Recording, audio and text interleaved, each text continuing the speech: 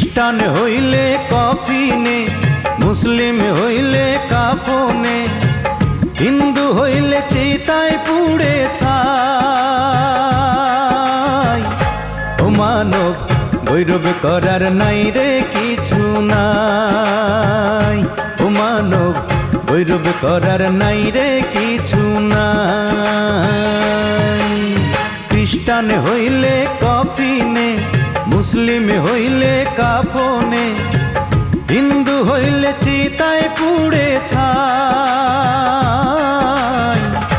ও মানব গৌরব করার নাই রে কিছু নাই, ও মানব দুই দিনের এই